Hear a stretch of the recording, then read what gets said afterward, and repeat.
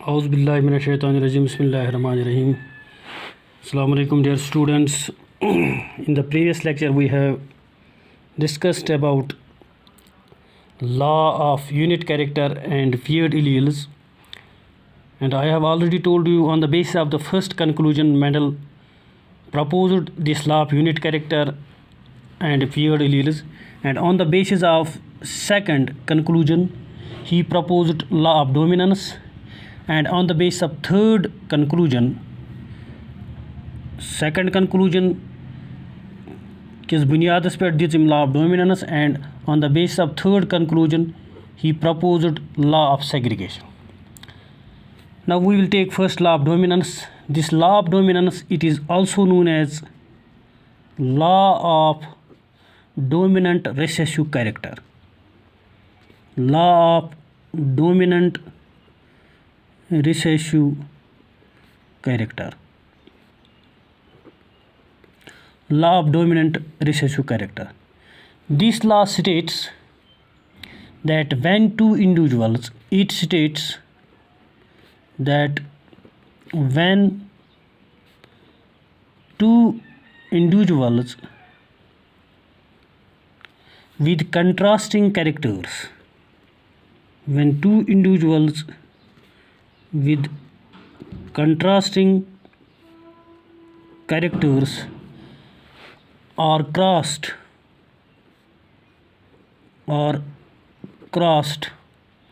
the characters do not blend or mix, but only one character gets expressed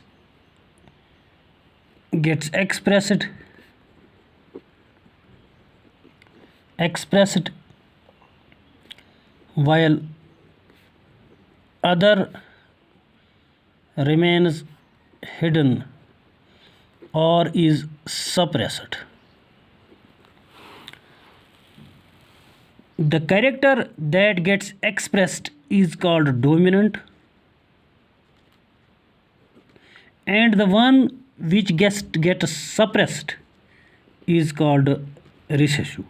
And the character which gets expressed is called dominant, and the one which remains suppressed or hidden is called a recessive character.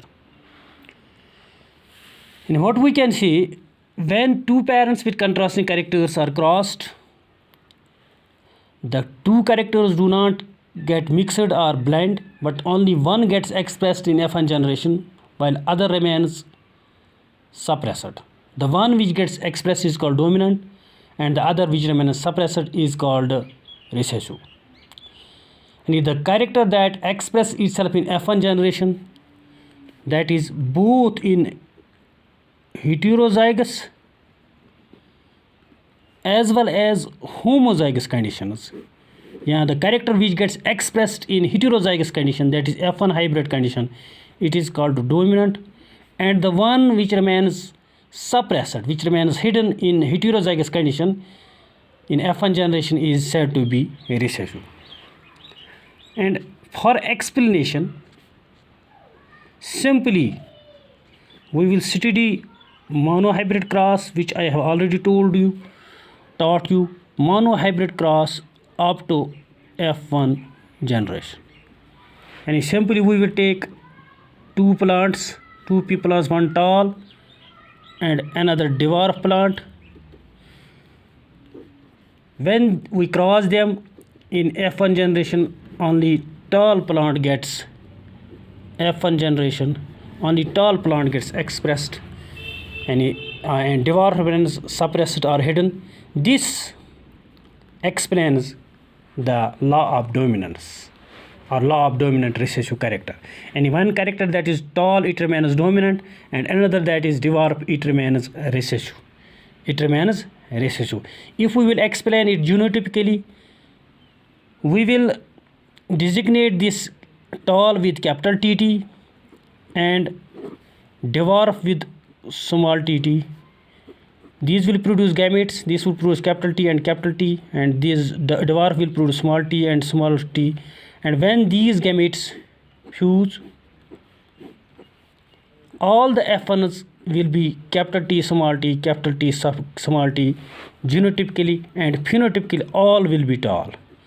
All will be tall, and genotypically they will be heterozygous, they will be hybrids, phenotypically they will be all tall. This indicates, although genotypically they are heterozygous, but phenotypically only one character gets expressed. This one character we call as dominant, and other which remains suppressed, that is called recessive. Now the second, or what we can say third, that is law of segregation. Law of segregation. This law of segregation is also known as law of puberty of gametes. Puberty of gametes. Even we also call it as Mendel's first law of inheritance, so far as the higher books are concerned. But so far as your textbook is concerned, as per your textbook, law of dominance is the first law. So you will remember this thing, that law of dominance is the first law, law of segregation is the second law. Law of segregation is the second law. Law of unit character is not considered to be a law. So let me explain this law of segregation, law of puberty of gametes. This law states that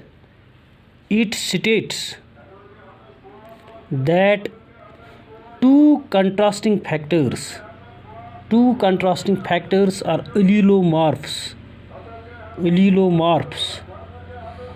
present together in a hybrid or F1 hybrid or heterozygote. It is a heterozygote, a zygote formed by two different alleles. Do not blend or contaminate each other or mix with each other. They do not blend, mix or contaminate each other, but separate and segregate out.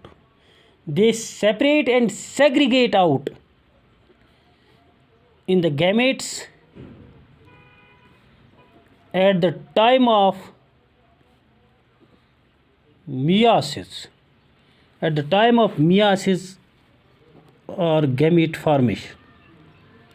Although they remain together, but they do not contaminate each other, they do not mix each other. But once they get a chance to separate, say separate and segregate out in gametes. Segregate out in gametes at the time of meiosis or at the time of gamete formation, so that gametes all are always pure. Gametes are always pure for a character